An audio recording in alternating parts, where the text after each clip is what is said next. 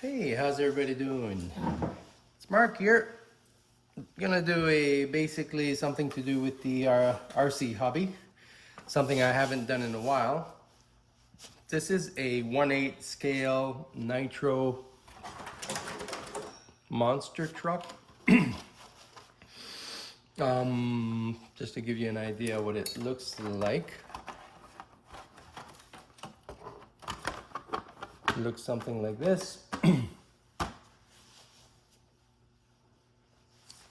I'm not sure if you can see it, but I've added some headlights over here, some LED lights, front and also back, and it connects into these wires here. So, and in order to make that work,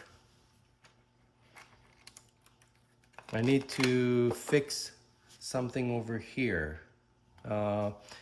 This was connected, but over time the wires have frayed or worn, and I'm going to solder these back to the other piece that has the female connector that plugs into the red one that I just showed you. Let's see if I can zoom in a bit. You can see what I'm doing.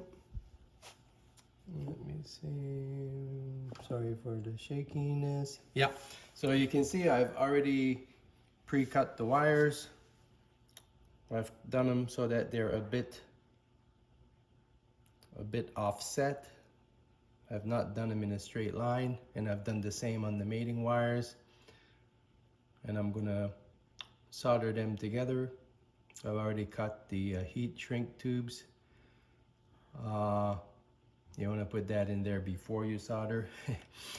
And then I'm trying to pre-tin some of the wires. So to make sure that my solder balls don't fall into my other wires.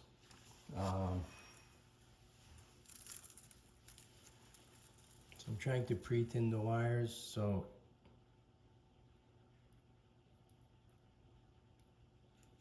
this is a cheap soldering iron which I cannot really adjust, so it gets a bit too hot, but you know, you don't need a lot here.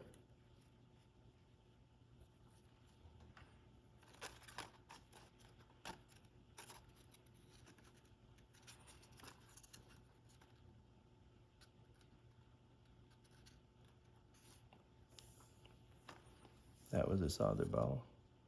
The good thing is they cool off pretty quickly, so. All right. That should do it. Buck.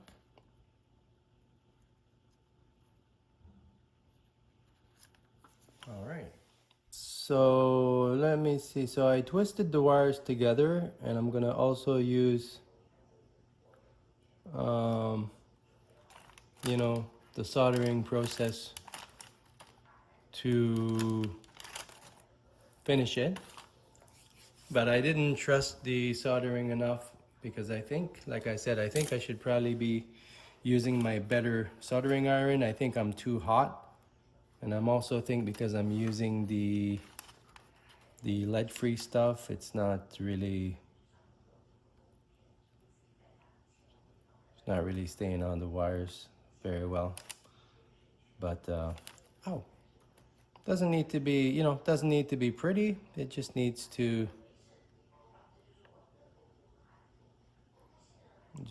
be there. That should do it. One of the shrink tubes had fallen off, so I twisted the wires. I did get it some kind of a little bit of a solder on them, and I got these on here, so I'm gonna just heat that up a little bit, and that should be good to go. So let's just heat up those things a little bit, shrink them on there.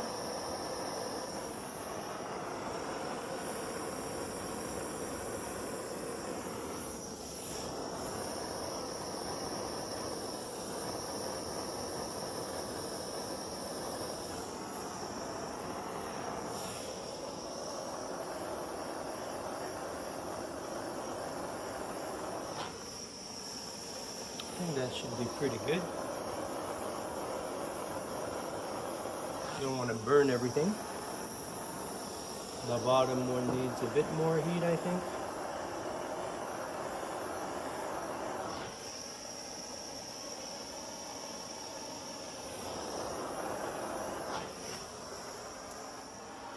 All right, that should be. And then just to give it a test,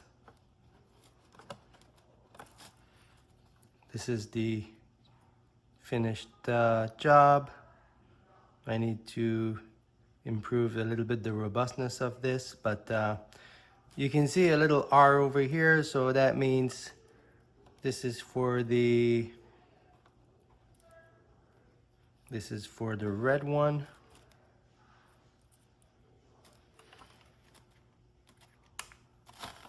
And we can see the lights are working.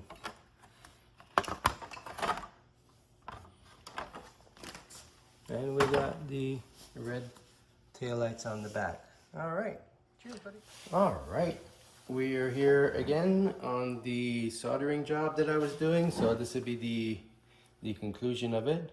But I've cleaned it up with some electrical tape. And basically what I want to do over here, I want to show you how it's going to look all neat and tidy at the end of it so that I can avoid the issue that I had last time, which was, you know, kinks and things of that nature, which frayed and at some point messed up my cable. Just want to make sure that I'm seated properly, and then I close this guy off. My fingers may be in the way. All right, and then what I can do over here, which will avoid the issue I had last time, is I can neatly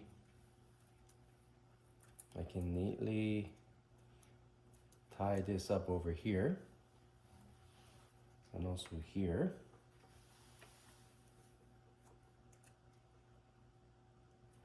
To make sure that it's nice and flush to the top protector. And then when I don't use it, it's not going to be in the way. The cables are not under tension.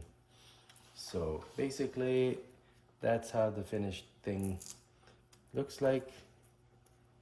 I'm just playing around with this a little bit. Obviously, you know, to get things started off and stuff like that, you do run these things without the top cover. So this will be nice and very tidy, and definitely we will not have issues like we had last time. All right, thank you.